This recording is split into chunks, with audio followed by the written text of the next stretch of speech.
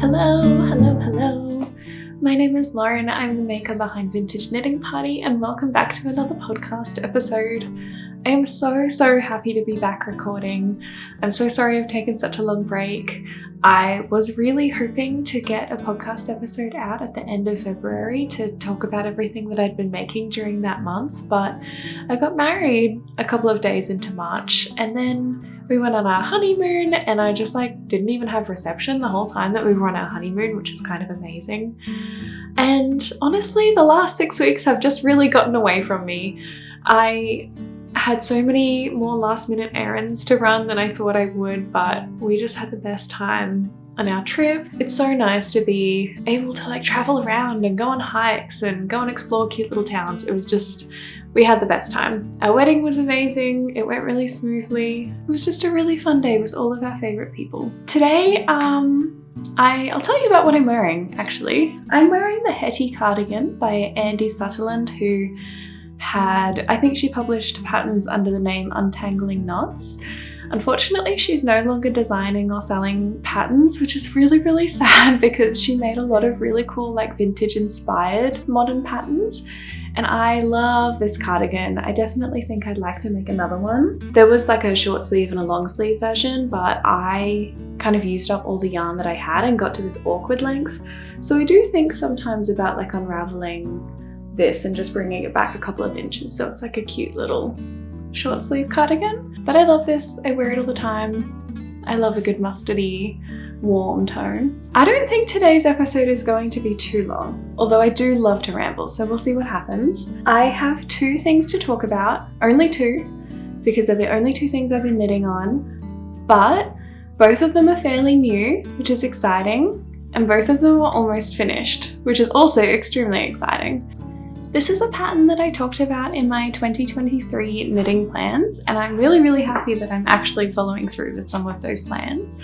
It is the Whitmoor sweater by Amy Loudon, who goes by Taylor S Studio on Instagram.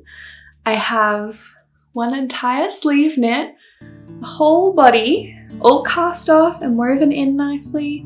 I've got my cute little label that I put in the back of all my garments, and I've started on the second sleeve. I have been so happy knitting this pattern. It just is written so beautifully. It's so easy to follow. I started it at the beginning of February when I was going up to visit my family for my brother's baby shower. I always get so much knitting done when I go on trips because there's just so much playing time, there's so much downtime. You just get so much more time than that hour in the evenings that just never seems like enough. So I started this. I thought it would be a great one to take with me because it was all in one piece kind of thing, like a lot of modern patterns are, knitted in the round. It's also a DK weight, so I knew that I would really smash through it and it would be really rewarding. I am knitting this using a vintage yarn that I found secondhand. This is the Cleckheaton Caprice yarn. The colour is 1265. I got a whole sweater's quantity secondhand, which I was so happy about. As you can see, it is just so fuzzy and so beautiful. It's a blend of 30% mohair, 24% wool, 23% nylon, and 23% acrylic. There's only 125 meters in each skein. Skeins are only 50 grams, so I smashed through them really quickly. I think it'll be really warm. It's a little bit itchy, I think, because of the mohair, but the vibes for the sweater are when you go to the beach and you watch the sunset, and once the sun goes down, it's a bit chilly, real end of summer, early spring kind of sweater feelings, when you're wearing linen dresses and everything's really floaty and summery, but sometimes you just need an extra layer, if the aircon's really cold. I have started thinking about my knits more in terms of practical usage and what time of year I will wear them in and what outfits I'll wear them with, and that has also impacted what colors I choose for them too. So I hoped that something this floaty and big would be really easy to wear with summery outfits, and I think the pastel color is very spring and summer. I love these little bishop sleeves. Look at them! They look so good. So even though it's quite warm, and it's a DK weight, so it's not overly light. I'm hoping that it will serve the purpose that I am dreaming of for it. I followed some of the modifications that Christina from Gussets and Godets used. She has like a project on Ravelry and you can find her on Instagram. So basically she just knitted a smaller size overall so that it was like the garment measurements were a little bit close to her actual bust measurements, which is what I did as well. So I think I went down 2 sizes because the original pattern has quite a bit of positive ease. And the original pattern has you knit all the way down in the body like a box and then decrease rapidly right at the end and then do your ribbing so that it is just really nice and like floaty and oversized, and then you get like the waist ribbing. Her modifications were to spread those, like to do the same decreases but to spread them out throughout the body so you end up with more of a tapered shape that comes in at the waist. So I did that as well. I probably could have gone down another size again if I wanted even more, like closer to negative ease. Like this is still quite floaty on me, but I'm not mad about it. Like I think in spring and summer you kind of want something that is a little bit more, like has a little bit more airflow in it, because otherwise too many tight layers all on top of each other can start to feel really warm, and it's already so hot here in Brisbane. Like talking about knitwear in the summer just seems a little bit redundant, even though that's kind of what I'm trying to manifest with this sweater. So I'm really happy with how that happened. I did like a sewn, like an Italian bind off at the bottom. It's nice and stretchy. It's really nice and neat. I love it. And I think that's everything I had to share about this sweater. I'm really happy with how it came together. So I knitted up most of it before we went away, and I've knitted up this sleeve since we've been back, like over the last week. I think today we've been back a week, and I have already started on the second one. So I'm hoping that maybe like by the end of the weekend, like I'll have the other sleeve done and she'll be all blocked and beautiful and ready to wear. We are coming into autumn in Australia, and even though this isn't a very autumnal colour, I'm feeling very influenced by the Northern Hemisphere going into spring and all of their like beautiful spring colours, which is usually how it happens, that I just dress for the opposite season anyway because I'm feeling so inspired. So I do still think I'll get quite a bit of wear out of this coming towards the end of summer. Now the second project is one that you have seen before. I've got it in this cute little quilted project bag. It is in pieces because it's a vintage pattern, and it is the Conga sweater. This is a little bit difficult to see because of the pieces, but I've made so much progress on this. This is the project that I took away on our honeymoon. I took it away because the entire thing can fit in this tiny little bag. The body of the sweater actually only weighs 118 grams, which is so light. Look at it. This is the body. It rolls up into a tiny little ball. You can see the crease marks from where I've had it rolled up in my project bag. I knit this in the round.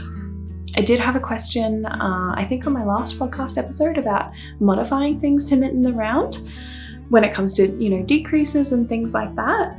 This is just like a straight up and down tube on the body, but the sleeve has increases, and I knit that in the round as well. So to do that, I basically just, instead of, you know, increasing at the end of each row, I'll increase right before my beginning of round marker. So I'll increase and then have one stitch and then the marker, and then I'll have one more stitch and then I increase again. So I've got 2 like border stitches, if you will, either side of the beginning of round marker, just to give me like a little bit of buffer room, I suppose, to be able to make those increases. It's a little bit difficult to describe. My brain isn't really working today, but I'll try and show you a close-up and tell you what I mean. So I knitted this in the round up until the armholes, after which I changed to knitting flat, but it really didn't take too much time at all. I had so much time when we were away where like we just didn't have TV, we didn't have Wi-Fi, we just listened to audiobooks and I knitted. So it knit out really, really quickly. There was some shaping around the neck for this lovely little neck opening, which is nice and stretchy. The pattern then has you use double pointed needles. I just use circulars to pick up stitches around the neck hole and then knit this 2x2 ribbing and then do like a sewn bind off so that it's nice and stretchy still. I'm really happy with how that turned out. I love this color. I think it's so pretty. And I guess when I talk about like intentions for my knitwear and how I imagine wearing them and what I imagine wearing them with, I definitely imagine this for like the in-between layering pieces. It's not like a huge chunky cardigan or jacket that you would wear out when it's really, really cold out, but I think it would be a really practical thing to just wear all day. It's really nice and light, but I think it'll give me a lot of extra warmth and it'll go over the top of all my cute dresses and skirts and things like that. The color is really beautiful. I have a lot of more warm colored clothing in my wardrobe, so sometimes I can feel like the clothes that I have are difficult to mix and match because all of them are so warm toned. So it's nice to have a neutral, like a brown, but something that is a little bit more cool toned, because I feel like I can wear it with a lot that I already own. I love it, I'm obsessed. Let me show you the other pieces that I have. I have an entire sleeve that has been rolled up, so she's a little bit squashed. Here it is. I started off at the cuff as the pattern has you do. I knitted this in the round, just all the way up the length of the sleeve. I did most of it on my 9-inch circular needles because a 3.25mm needle, as the pattern calls for, is the same size as the 9-inch circulars that I already had for knitting DK weight socks. So that was really nice because I didn't have to buy new needles until I got to like about this point where I switched to using magic loop, and then I had to do the decreases for the arm anyway. It's a little bit difficult to see because the fabric is so tweedy because of all these different colors, but I will try and show you where I did my increases and where you can maybe see a couple of stitches in between the increases. So you may be able to see where these increases happen every 8 rows or so, where there'll be an increase here and an increase over here, but there's 2 stitches in between them. That would be where my beginning of round was. Every however many rows, when the pattern would have you do an increase, I would start that row by knitting 1 stitch, doing an increase, knitting all the way around until I only have 1 stitch left, and then I would do an increase and knit that last stitch, and then the increases would be complete. So that's how I do my increases and decreases when I modify a vintage pattern to be knit in the round instead. I wouldn't change every vintage pattern to be knit in the round, partially because I have too many really beautiful vintage knitting needles that I want to use, which are obviously straight needles. But for something like this that is stockinette, it just is so nice to have a mindless project that you just keep going around and around and around and around. I could work on it in the car, on the plane, in cabins, like anywhere really. And it's just so nice to not have to be mindful of alternating knitting and purl rows. I'm quite a bit faster when I'm just knitting as well, as opposed to purling, and then it's like you have to change your work around and everything. So I do feel like it makes the work a bit faster. So if I'm doing a stockinette project in the future, I will definitely be modifying it to knit in the round, and I can kind of record a little bit more about the process of that if you like. So I've got an entire body, I've got an entire sleeve, and I have the yarn inside here, and I have this much of my second sleeve. So not a huge amount of progress yet, but we will get there. I basically put this one on hold when we got back from our trip to be able to finish off my Whitmoor sweater. So I really wanted that one out of the way, especially because it's a little bit more summery, so that hopefully I can get some wear out of it while I'm wearing lots of bright colors and cute dresses and things like that, because it will just match so much in my wardrobe at the moment. I also kind of needed a break from the fingering rate of progress that comes with using such fine yarn and such tiny needles. This yarn is so lovely to knit with. I took 2.5 balls of yarn away with me, and they're only 50 gram balls, and I have almost an entire one left, so I only really knitted through like 1.5 balls the entire time I was gone, and then knitted pretty much the whole body and a sleeve. So I have quite a bit of this left over, which is really exciting. I did talk a little bit about this in my last podcast, but I got this yarn secondhand as well. I found it at The Nest, which is a secondhand haberdashery store and like community centre where they hold craft classes. They sell lots of crafty things. There's a wonderful gang of people who work there and volunteer there. And I found a whole sweater's quantity of this yarn, and I couldn't not pick it up. It was exactly what I was hoping for, which was a cool toned brown. And I have pretty much half of it left. I don't know. Well, I have some ideas of what I'd like to do with the other half.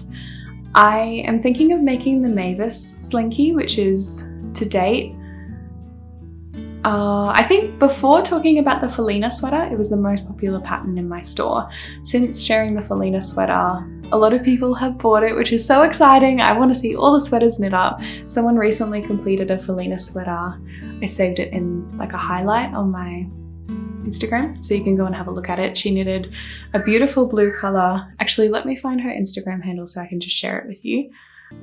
So the person who made the Felina sweater is Mel, and their Instagram handle is Who Here's Got Knits. They knitted like an incredible like petrol blue color, like a beautiful like greeny undertone sort of situation.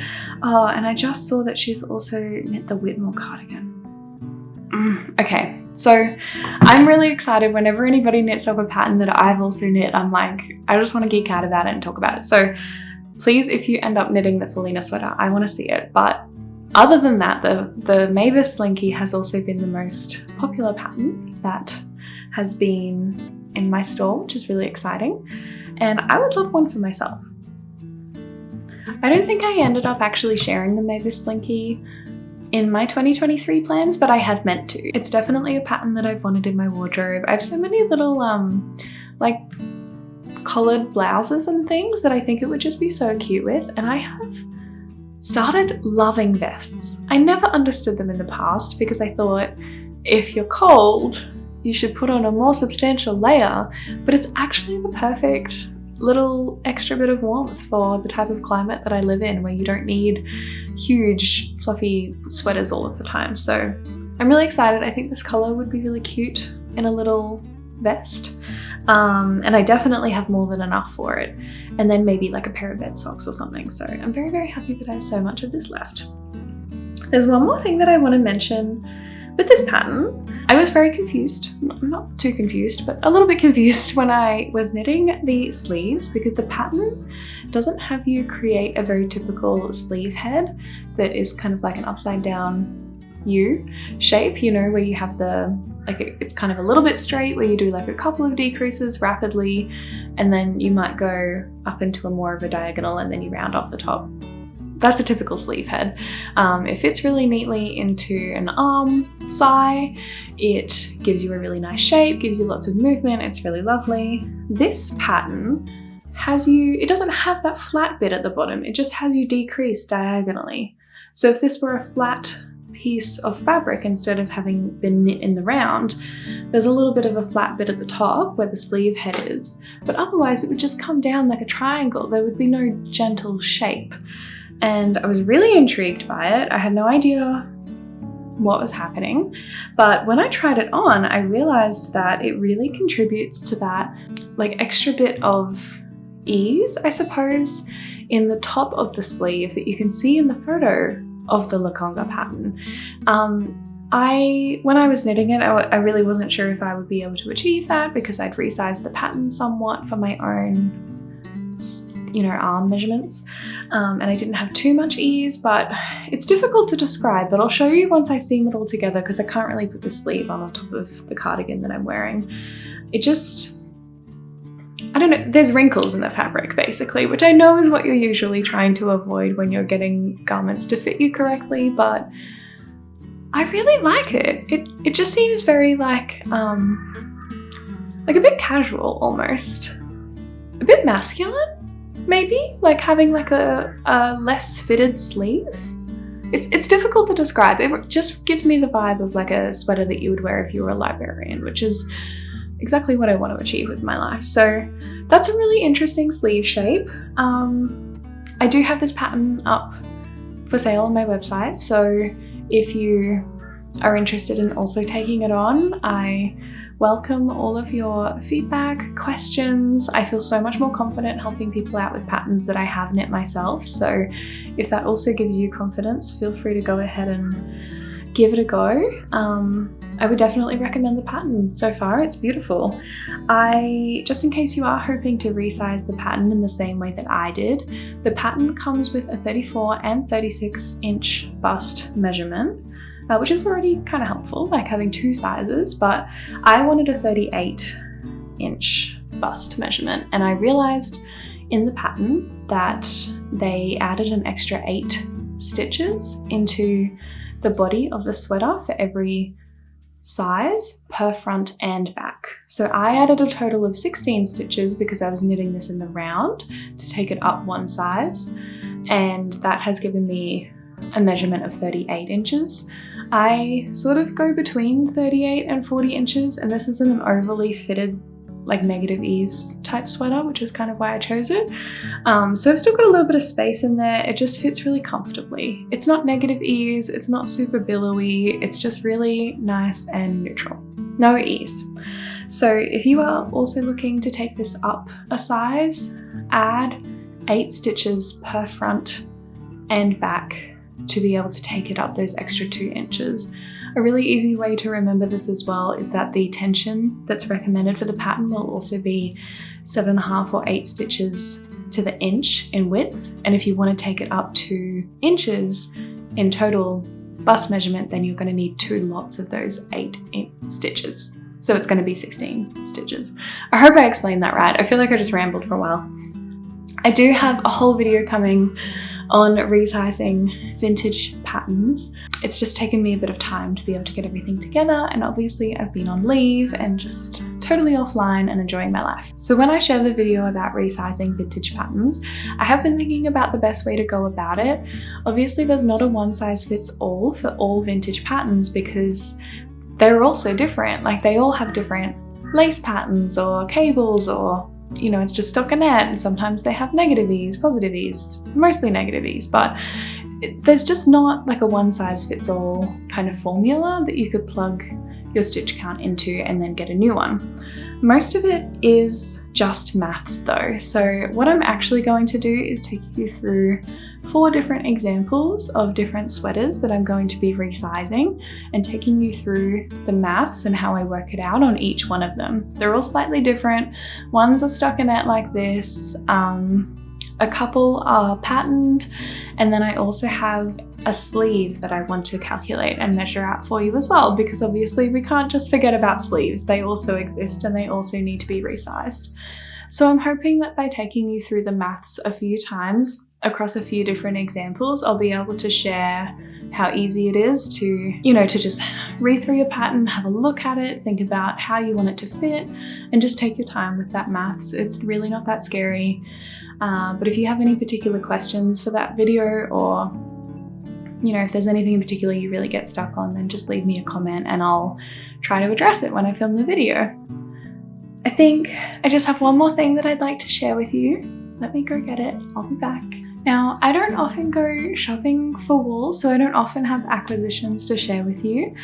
I did buy a couple of cones from Bendigo Woolen Mills recently, which I think I actually have forgotten to share with you guys, but that ship has sailed. I took a photo of them and put them on Instagram.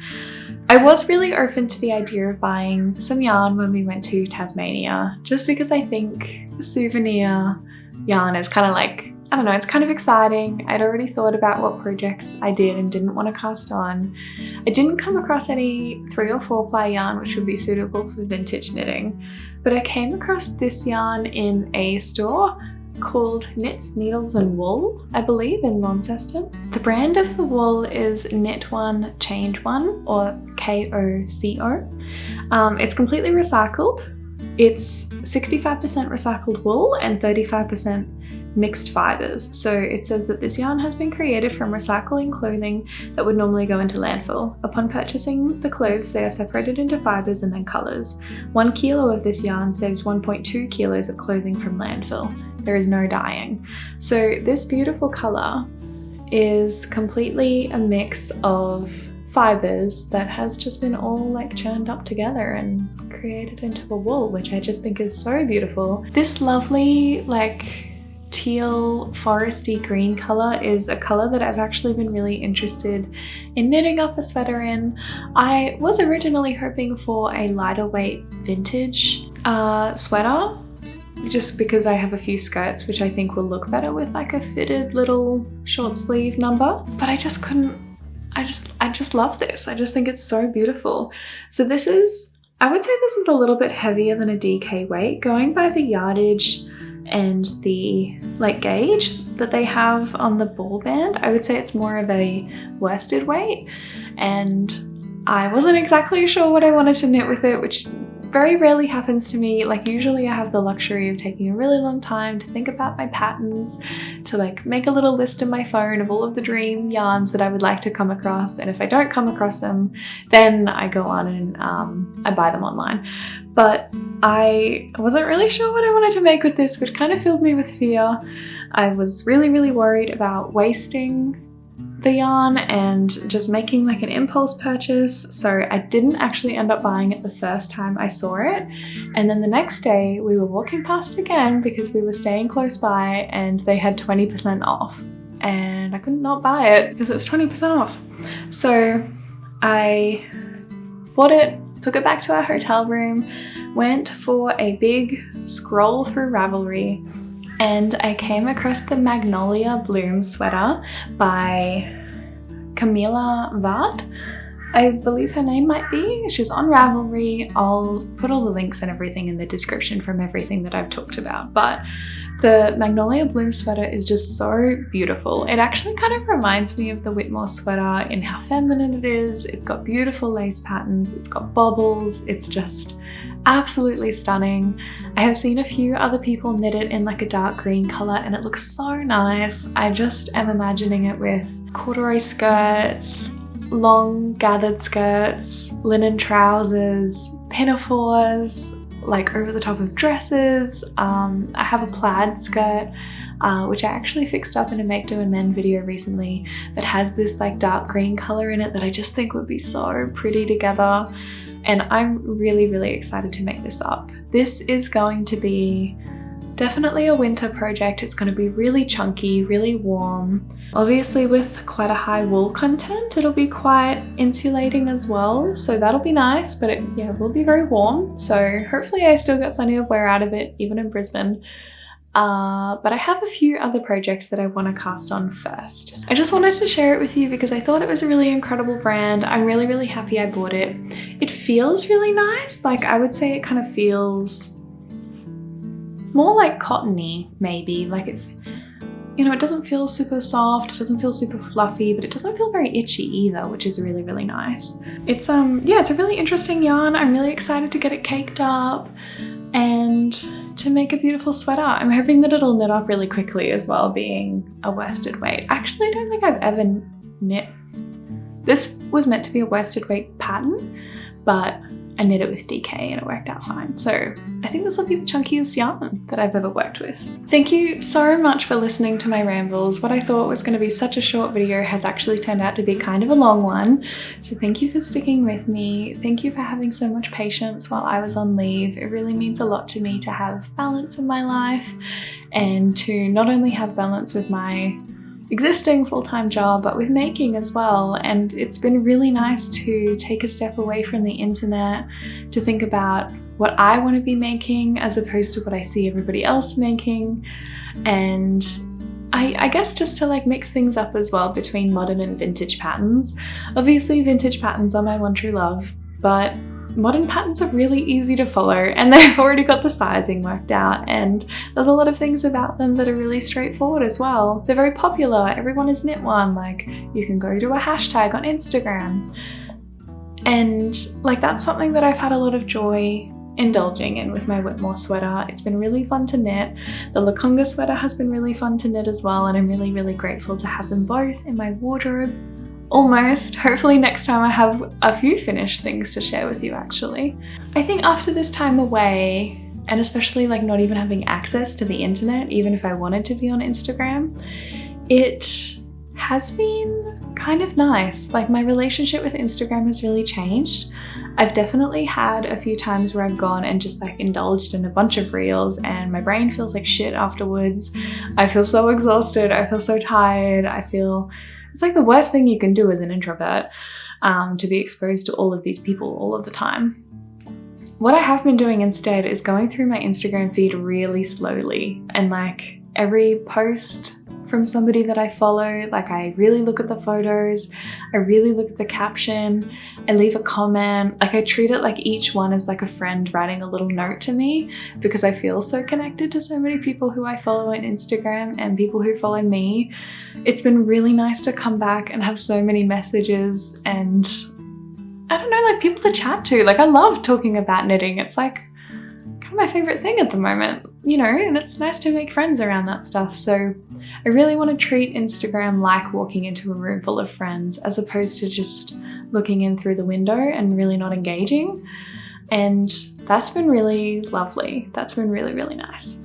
So thank you again for watching this video, and I hope you have a really, really beautiful day and you have lots of really good snacks and everyone's really nice to you and you get to wear an outfit that you love. Bye.